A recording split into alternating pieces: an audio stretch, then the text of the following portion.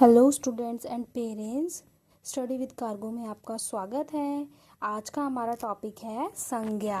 Okay, ये जो topic है ये बच्चों को फर्स्ट क्लास से ही सिखाया जाता है। ओके, तो जो आज मैं टॉपिक समझाऊंगी ये class first, second, third, fourth, fifth, sixth ये सब के लिए है। ठीक है, ये संज्ञा एक इम्पॉर्टेंट पार्ट है व्याकरण का। ओके, अगर संज्ञा ना हो तो हम किसी भी चीज़ को या किसी वस्तु को, किसी स्थान को हम पहचान नहीं सकते। सपोज दैट मैं पहले आपको एक एग्जांपल बता देती हूँ कि मान लीजिए किसी लड़के एक क्लासरूम में है जिसमें दो बच्चों का नाम सुनील है।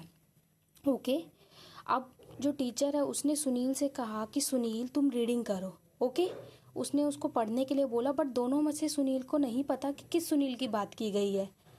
और ऐसे ही मान लीजिए अगर सभी बच्चों का नाम सुनील हो, या फिर टीचर का नाम भी सुनील हो, या स्कूल का नाम सुनील हो, या कोई सामान लेने हम मार्केट जा रहे हैं उसका नाम भी सुनील, मान लीजिए हमारे आसपास जो भी चीज़ है उसका कोई स्पेसिफाई नाम ना होकर सिर्फ एक ही नाम रहता सुनील, तो क्या हमें पता लगता कि ये क्या चीज़ है? सपोज दैट ये किताब है या ये डायरी है, बुक है, हमें पता है कि ये डायरी है, बुक है। ठीक है, क्योंकि इसका एक स्पेसिफिक नाम है। अगर इसका नाम सुनील होता तो क्या हमें पता लगता कि ये किसी व्यक्ति का नाम है या किसी वस्तु का नाम है या किसी जगह का नाम है? तो संज्ञा हमें इसी चीज़ में मदद करती है। ओके, चलिए हम देखते हैं संज्ञा।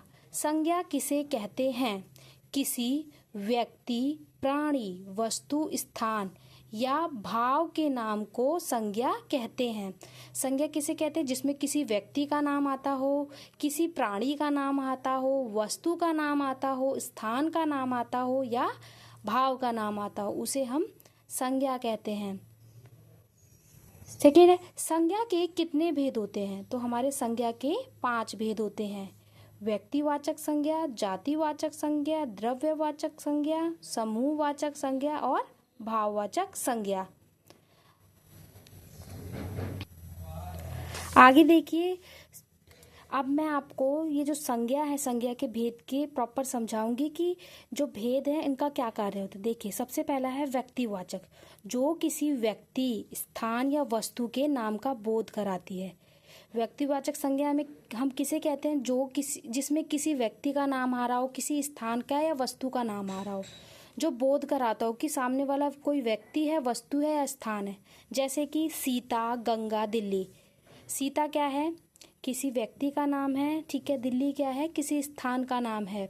और गंगा क्या है? नदी का नाम है। ठीक है, अगला है जातिवाचक संज्ञा, जो संज्ञा एक ही प्रकार की वस्तुओं, पूरी जाति का बोध कराती हो। मतलब कि किसी वस्तु का नाम बताती है पर उसकी जाति भी बताती है साथ में। जैसे कि गाय, गाय क्या है? एक जानवर है ना? तो ये वस्तु, ये मतलब एक जाति बता रही है उसकी। नदी, पर्वत, लड़की, तो ये स्पेसिफिक जाति बता रही है, तो ये जातिवाचक संज्ञा। उसके बाद है द्रव्यवाचक संज्ञा, जिस संज्ञा शब्द से किसी पदार्थ का बोध होता है जिससे कोई वस्तु बनी तथा जिसका प्रयोग माप तौल कर करते हैं। जैसे कि सोना, चांदी, दूध, पानी। द्रव्यवाचक संज्ञा कौन सी संज्ञा होती है? जिसमें हम वस्तुओं को मापते हैं या किसी चीज से बनी होती है। ओके, उसके बाद है समूहवाचक संज्ञा, जो संज्ञा शब्द किसी पूरे समूह या समुदाय का वाचक हो। जैसे कि सभा, टीम, वर्ग।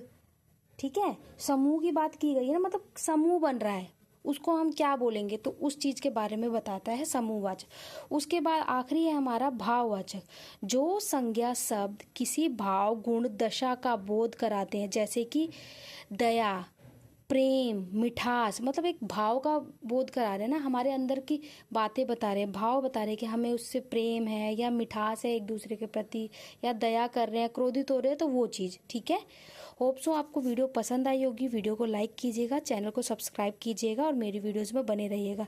Thank you so much.